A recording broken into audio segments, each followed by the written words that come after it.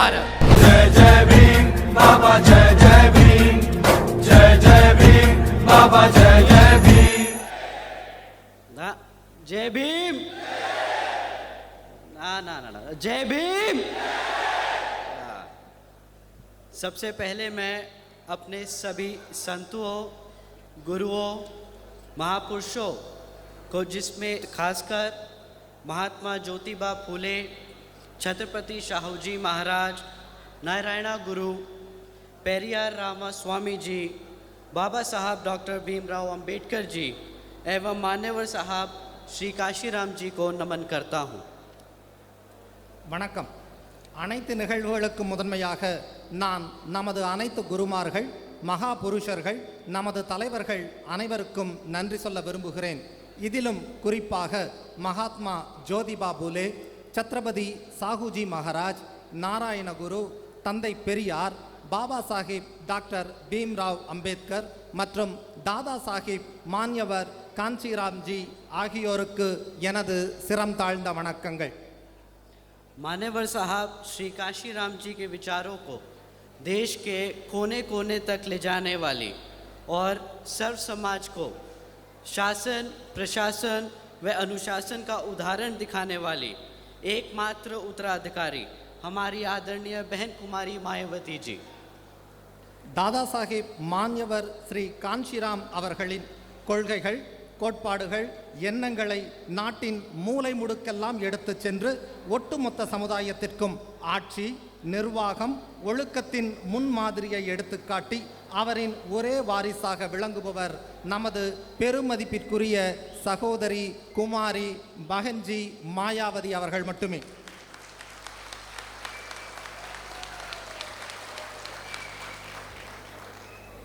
उत्तर प्रदेश की 4 बार मुख्यमंत्री, लोकसभा व राज्यसभा की कई बार सदस्य रही बहन कुमारी मायावती जी ने बाबा साहब डॉक्टर भीमराव अंबेडकर जी और मान्यवर साहब श्री काशीराम जी के मिशन के लिए अपना पूरा जीवन समर्पित कर दिया.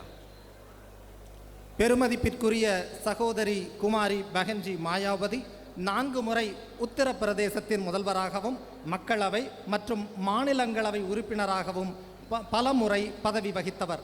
அண்ணல் பாபா சாஹிப் டாக்டர் பீம்ராவ் அம்பேத்கர் மற்றும் தாதா சாஹிப் மான்யவர் ஸ்ரீ காஞ்சிராம் ஆகியோரின் எண்ணங்களை ஈடேற்ற தனது முழு வாழ்வையும் அர்ப்பணித்து வாழ்ந்து வருகிறார். और मुझे गर्व है कि मुझे ऐसे महान नेता के नेतृत्व में काम करने का मौका मिल रहा है. मैं आदरणीय बहन कुमारी मायावती जी का तहे दिल से आभार व्यक्त करता हूँ. இத்தகைய தலைவரின் தலைமையின் கீழ் பணிபுரியும் வாய்ப்பு கிடைத்ததில் பெருமகிழ்ச்சி அடைகிறேன். பெருமதிப்பிற்குரிய சகோதரி குமாரி பகன்ஜி மாயாவதி அவர்களுக்கு எனது மனமார்ந்த நன்றியை இதயத்தின் ஆழங்களிலிருந்து தெரிவித்துக் கொள்கிறேன்.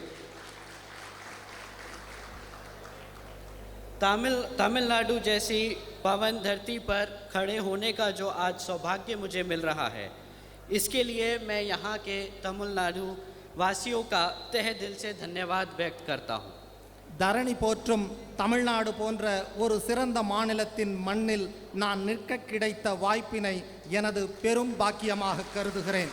தமிழக மக்களாகிய உங்களுக்கு நான் எனது நன்றியை தெரிவித்துக் கொள்கிறேன்.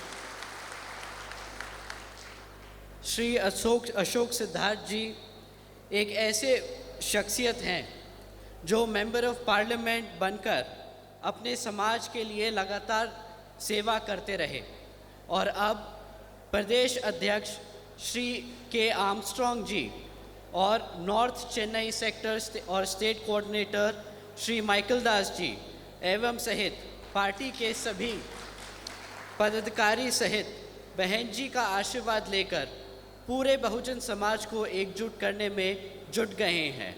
तो इन सभी का मैं तहे दिल से शुक्रिया अदा करता हूँ.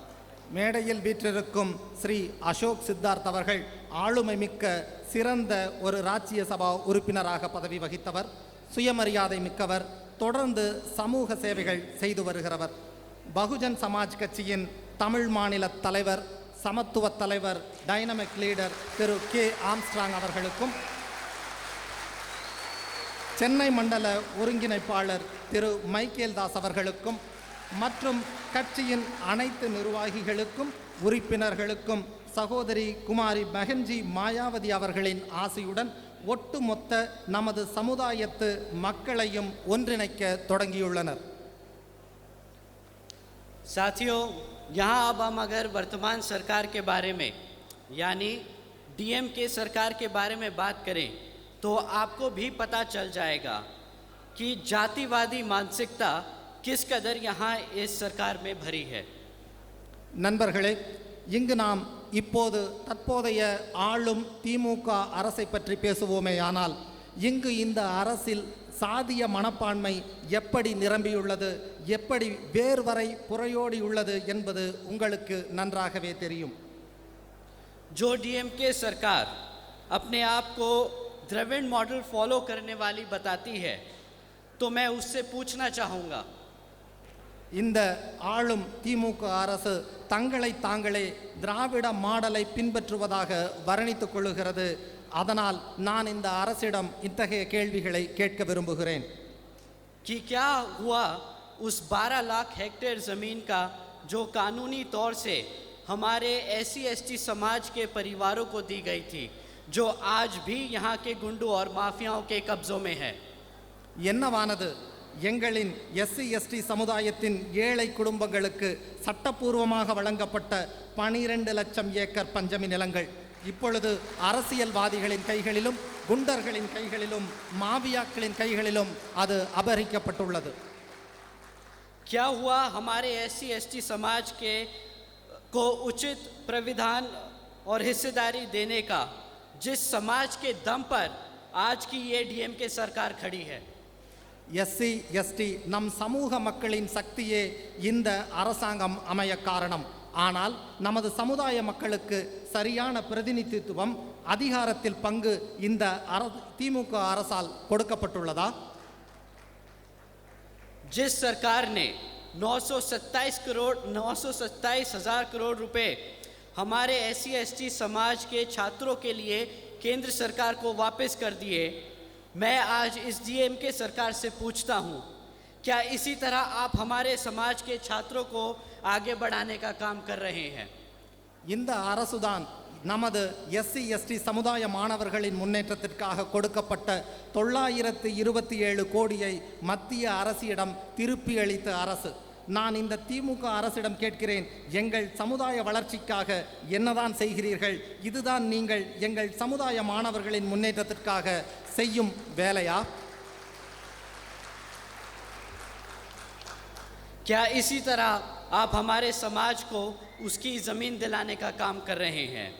क्या इसी तरह आप हमारे समाज को उसका उचित प्रतिनिधित्व दिलाने का काम कर रहे हैं?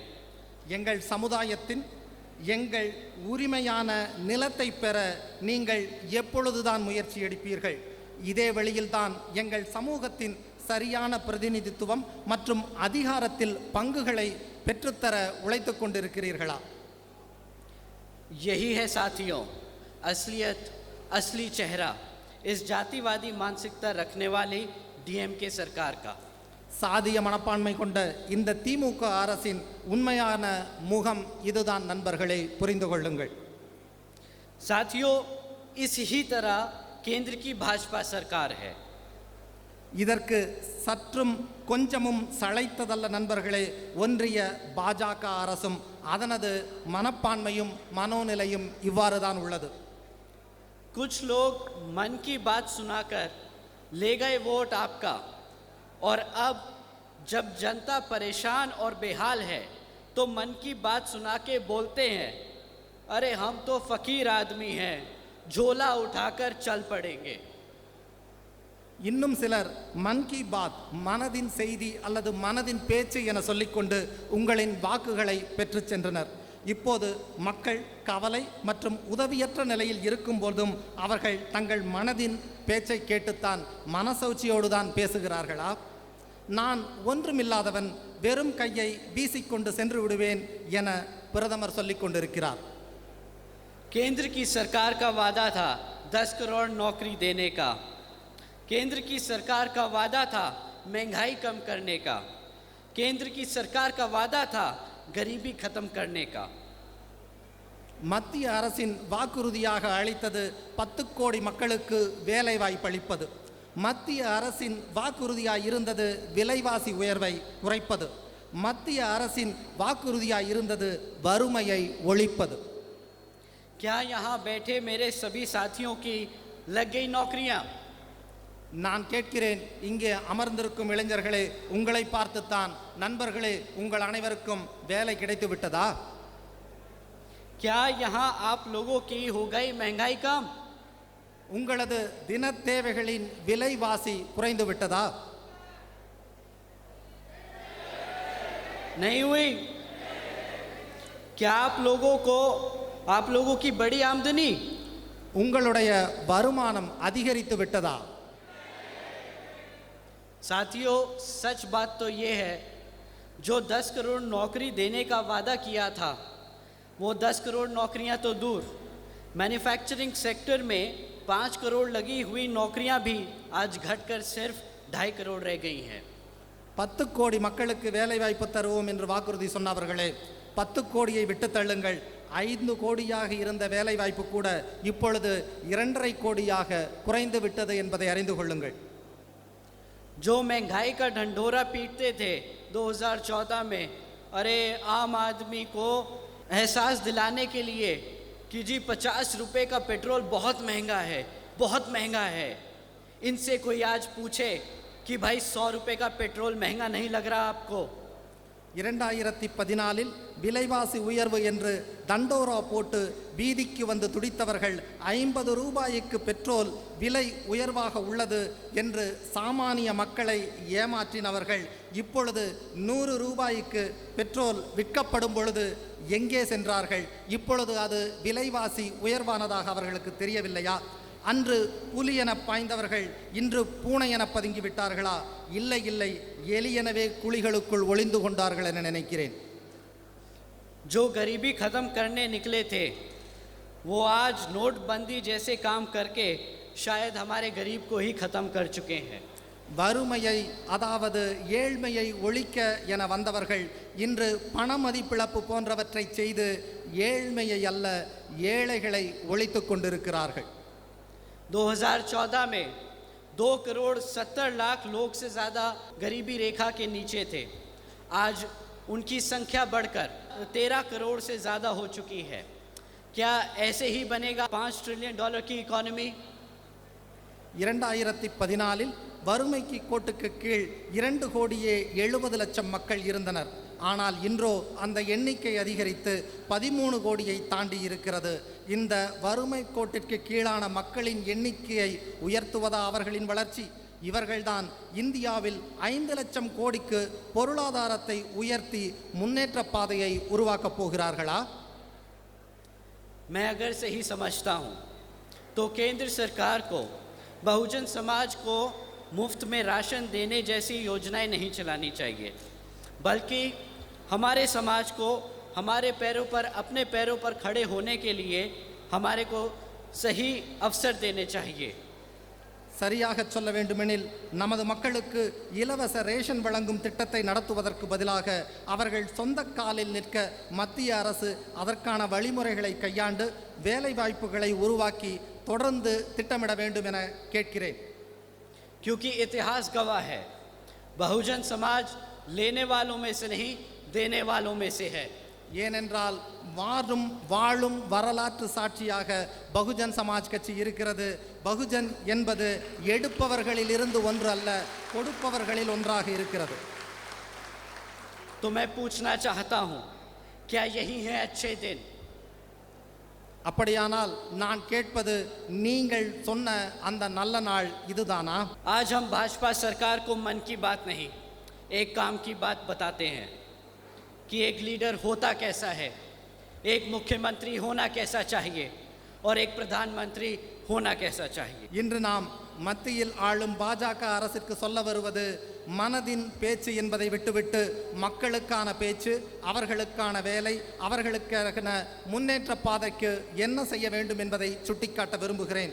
ஒரு தலைவராக எப்படி இருக்க வேண்டும், ஒரு முதலமைச்சராக எப்படி இருக்க வேண்டும், மேலும் ஏன் ஒரு பிரதமராக கூட எப்படி இருக்க வேண்டும் என்பதை சொல்லுகிறோம். बहन जी ने कानून व्यवस्था के साथ साथ राज्य की सामाजिक व्यवस्था के लिए अनेकों कार्य किए। பெஹன்ஜி உத்தரப்பிரதேச மாநிலத்தில் சட்ட ஒழுங்குடன் மாநிலத்தின் சமூகம் சார்ந்த பல பிரச்சனைகளுக்காக நல்ல விஷயங்கள் பலவற்றை செய்திருக்கிறார். बहन जी ने देश में पहली बार गवर्नमेंट कॉलेजेस के स्टूडेंट हॉस्टल्स में अन्य पिछड़े वर्गों के छात्रों के लिए 27% आरक्षण की व्यवस्था तय की। பெஹன்ஜி அவர்கள்தான் நாட்டிலேயே முதல் முறையாக அரசின் மாணவர் விடுதிகளில் இதர பிற்படுத்தப்பட்ட வகுப்பை சார்ந்த மாணவர்களுக்கு 27% இடஒதுக்கீடு முறையை அமல்படுத்தினார். बहन जी ने सावित्रीबाई फूले बालिका शिक्षा योजना के तहत 7 लाख से ज़्यादा बच्चियों को 12वीं तक की शिक्षा प्राप्त करने हेतु 600 करोड़ से ज़्यादा की लागत इन बच्चियों को अपने पैरों पर खड़ा कर एक उज्जवल भविष्य देने के लिए खर्ची। பெஹன்ஜியின் அரசாங்கத்தில்தான் சாவித்திரிபாய் பூலே பெண் கல்வி திட்டத்தின் கீழ் 7 லட்சத்திற்கும் மேற்பட்ட குழந்தைகளுக்கு 12ஆம் வகுப்பு வரை கல்வி கற்கவும் அந்த பெண் குழந்தைகள் தங்கள் சொந்த காலில் நிற்பதற்கு ஒளிமயமான எதிர்காலத்தை உருவாக்குவதற்கும் சுமார் 600 கோடிக்கும் அதிகமாக செலவு செய்து அத்திட்டத்தை நிறைவேற்றினார். बहन जी ने महामाया गरीब आशीर्वाद योजना के तहत 3,25,000 बच्चियों को 1 लाख रुपए सीधा उनके खातों में देने का काम किया। आदरणीय बहन जी ने इस योजना के तहत 3,250 करोड़ रुपए सीधा बच्चियों के बैंक खातों में भेजे। நமது தலைவர் பெஹன்ஜி அவர்கள்தான் தனது அரசாங்க காலகட்டத்தில் ஆட்சி காலத்தில் மகாமாயா ஏழை பெண்கள் ஆசீர்வாத திட்டத்தின் கீழ் 3,25,000 பெண்களுக்கு தலா 1 லட்சம் ரூபாய் என்கிற வீதத்தில் அவர்களின் வங்கிக் கணக்கில் நேரடியாக செலுத்தினார். மதிப்பிற்குரிய சகோதரி பெஹன்ஜி மாயாவதி அவர்கள் இந்த திட்டத்தின் கீழ் சுமார் 3,250 கோடியை அந்த பெண் குழந்தைகளின் வங்கிக் கணக்கிற்கு நேரடியாக செலுத்தியிருக்கிறார். भारतीय जनता पार्टी की तरह हम 20 लाख रुपए देने का ढिंडोरा नहीं पीटते और ना ही हम ऐसी खोखली योजनाएं चलाते हैं बेटी बचाओ बेटी बढ़ाओ जैसी। பாரதிய ஜனதாவைப் போல நாங்கள் 20 லட்சம் தருவதாக தண்டோரா போட்டுக்கொண்டு வாய்ச்சவடால் பேசவில்லை. அது மட்டுமன்றி மகள்களை காப்பாற்றுங்கள், மகள்களுக்கு கற்றுக் கொடுங்கள் என்ற வெற்று திட்டத்தை போட்டு நாங்கள் அலைந்து திரியவில்லை. हमारी आदरणीय बहन जी करके दिखाती है।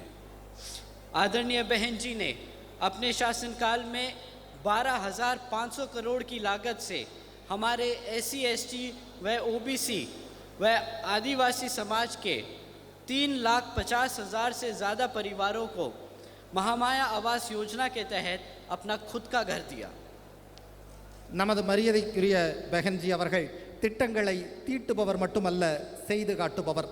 நமது பெருமதிப்பிற்குரிய சகோதரி பெஹன்ஜி அவர்கள் தனது ஆட்சியின் போது 12,500 கோடி செலவில் 3,50,000க்கும் மேற்பட்ட பட்டியலின பழங்குடி பிற்படுத்தப்பட்ட சமுதாய ஆதிவாசி குடும்பங்களுக்கு மகாமாயா வீட்டு வசதி திட்டத்தின் கீழ் சொந்த வீடுகளை கட்டி கொடுத்து அத்திட்டத்தினை முழுமையாக நிறைவேற்றினார். आदरणीय बहन जी ने अपने शासनकाल में 2,60,000 भूमिहीन परिवारों को 1,45,000 से ज़्यादा ज़मीन का मालिकाना हक दिलाया। பெஹன்ஜி அவர்கள் மட்டுமே தனது ஆட்சி காலத்தின் போது 2,60,60,000 நிலமற்ற ஏழை குடும்பங்களுக்கு 1,45,000 ஏக்கர் நிலங்களை கொடுத்து அவர்களுக்கு அதற்கான நில உரிமையையும் கொடுத்தவர் நமது பெஹன்ஜி மட்டுமே. साथ ही साथ आदरणीय बहन कुमारी मायावती जी ने अपने शासनकाल में 1 लाख से अधिक सफाई कर्मचारियों की भर्ती की। 2 लाख से अधिक जवानों को पुलिस फोर्स में भर्ती किया और 90,000 से ज़्यादा शिक्षकों को सरकारी नौकरी दी। அது மட்டுமன்றமல்ல சகோதரர்களே, நண்பர்களே, பெருமதிப்பிற்குரிய சகோதரி அவர்களது ஆட்சி காலத்தில் தான் 1 லட்சத்திற்கும் அதிகமான துப்புரவு பணியாளர்களை நியமனம் செய்தார். 2 லட்சத்திற்கும் அதிகமான இளைஞர்கள் காவல்துறையில் பணியமர்த்தப்பட்டனர். 90,000க்கும் மேற்பட்ட ஆசிரியர்களுக்கு அரசு வேலை கொடுக்கப்பட்டது. और साथियों, आपको जानकर हैरानी होगी कि ये मौके तब दिए जा रहे थे जब पूरी दुनिया मंदी के दौर से गुजर रही थी। एक तरफ लोगों को नौकरियों से निकाला जा रहा था और दूसरी तरफ आदरणीय बहन कुमारी मायावती जी उत्तर प्रदेश में लोगों को लाइन से लगाकर नौकरियां दे रही थी। இதில் ஆச்சரியப்பட வேண்டிய செய்தி என்னவென்றால், இந்த வேலைவாய்ப்புகள் அனைத்தும் உலகம் முழுவதும் பொருளாதார மந்த நிலையில் இருந்த பொழுதே கொடுக்கப்பட்டன என்பதை இங்கே நான் குறிப்பிட கடமைப்பட்டிருக்கிறேன். ஒரு பக்கம் மக்கள் வேலையிலிருந்து நீக்கப்பட்டு கொண்டிருந்த பொழுது, மறுபுறம் மரியாதைக்குரிய சகோதரி குமாரி பஹன்ஜி மாயாவதி அவர்கள் உத்தரப்பிரதேசத்தில் உள்ள மக்களுக்கு வரிசையில் நிற்க வைத்து வேலைகள் கொடுத்து கொண்டிருந்தார். यही है असल मायने में सर्जन हिताय व सर्जन सुखाय की नीति। இதுதான் உண்மையான பொதுநலன் மற்றும் உலகளாவிய மகிழ்ச்சியின் கொள்கை. அனைவருக்கும் மகிழ்வான வாழ்வு, அனைவருக்கும் சுகமான வாழ்வு. आज मैं और मेरे जैसे लाखों करोड़ों बहुजन समाज के नौजवान अपना सर उठाकर एक इज्जतदार जिंदगी जी सकते हैं तो वो सिर्फ और सिर्फ हम सब की बहन जी की वजह से ही है। இன்று நானும் என்னை போன்ற லட்சக்கணக்கான, ஏன் கோடிக்கணக்கான நமது சமுதாய இளைஞர்களும் தலை நிமிர்ந்து நெஞ்சுயர்த்தி மரியாதையோடு வாழ முடிகிறது என்றால் அதற்கு ஒரே காரணம், ஒற்றை காரணம், நமது சகோதரி குமாரி பஹன்ஜி மாயாவதி மட்டுமே. मैं आज यहाँ अपना सर झुकाकर अपने दिल पर हाथ रखकर बहन जी का शुक्रिया अदा करता हूँ। आप हैं तो हम हैं।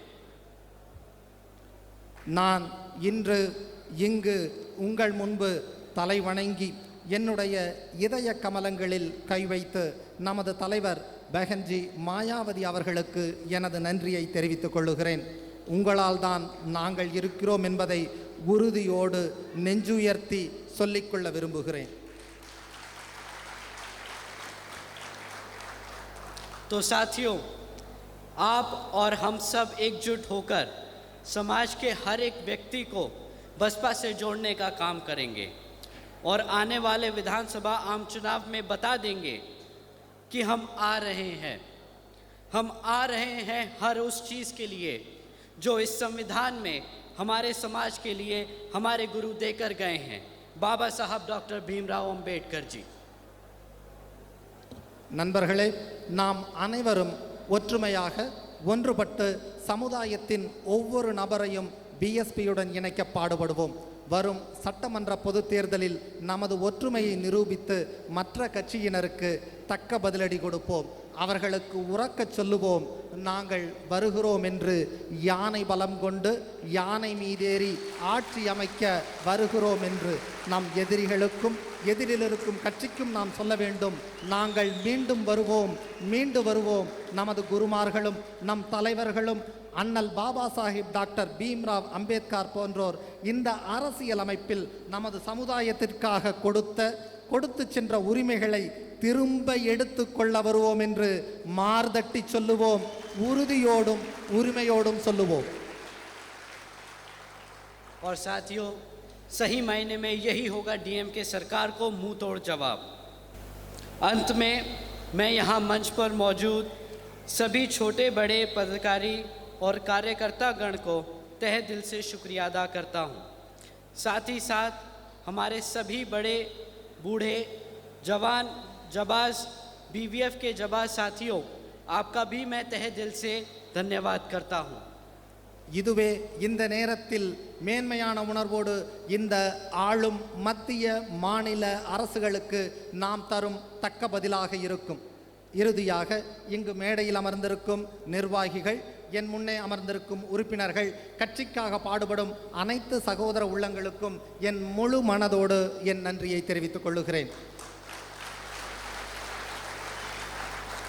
And before I end my speech here, I would love to just thank everyone who's present today, who's made this youth conference happen. Thank you so much for such a warm welcome here. And I would like to appreciate and thank all the performances that had happened, taken place here. A wonderful job done by the young rap artist, I believe. So a wonderful job and thank you so much. Jai Bhim, Jai Bharat. இத்தகைய ஒரு பெரும் நிகழ்வை காண செய்ததற்காகவும் பங்கெடுத்து கொண்ட உங்கள் அனைவருக்காகவும், அது மட்டுமல்ல, எங்கள் மேடைக்கு அருகிலேயே இன்னொரு மேடை அமைத்து பாடல்கள் பாடி ஆடி மகிழ்வித்ததோடு மட்டுமல்ல, அண்ணல் அம்பேத்கரின் கருத்துக்களை மிகவும் எளிமையாக எங்களுக்கு நீங்கள் எடுத்து சொன்னதற்காகவும் உங்கள் அனைவருக்கும் மீண்டும் ஒரு முறை என் இதயத்தின் ஆழங்களிலிருந்து எனது இதயம் கனிந்த நன்றியை உங்களுக்கு தெரிவித்துக் கொள்ளுகிறேன். ஜெய் பீம், ஜெய் பகன்ஜி, ஜெய் Bharat. Jai Bhim, Jai Bhim, Jai Bhim. Thank you.